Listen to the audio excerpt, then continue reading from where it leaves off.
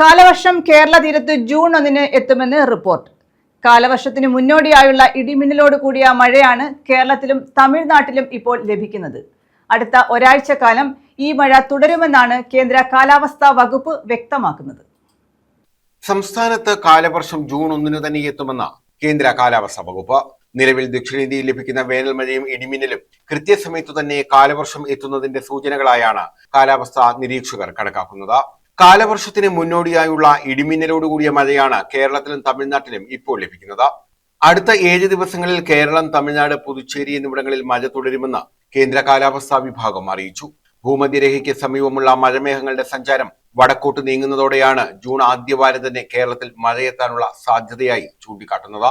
May 8 കണക്കനുസരിച്ച് Indian ഭൂപ്രദേശത്ത് കാലവർഷം ആദ്യമെത്തുന്ന ആൻഡമാൻ നിക്കോബാർ ദ്വീപുകളിൽ 2 ആഴ്ചക്കുള്ളിൽ മഴ ലഭിക്കാൻ സാധ്യതയുണ്ട്. ഇത് കേരളത്തിലേക്ക് മൺസൂൺ എത്തുന്നതിന് മുന്നോടിയായുള്ള പ്രധാന ഘട്ടമാണ്. ഇതോടൊപ്പം ഓസ്ട്രേലിയയിലെ കാലാവസ്ഥയിൽ ഇപ്പോൾ ഉണ്ടായിക്കൊണ്ടിരിക്കുന്ന മാറ്റങ്ങളും ഇന്ത്യയിലെ കാലവർഷത്തിന്റെ വരവിനെ ഊട്ടിയുറപ്പിക്കുന്നതാണ്. ഓസ്ട്രേലിയയിലെ വരണ്ട കാലാവസ്ഥ ഇന്ത്യൻ ഉപഭൂഖണ്ഡത്തിലേക്കുള്ള മഴക്കാറ്റുകളുടെ പ്രവാഹത്തിന് വഴിയൊരുക്കും. വരും ആഴ്ചകളിൽ രാജ്യത്തുടനീളം മഴ പെയ്തു തുടങ്ങുമെന്നാണ് കേന്ദ്ര കാലാവസ്ഥാ വകുപ്പ് അറിയിക്കുന്നത്. News desk.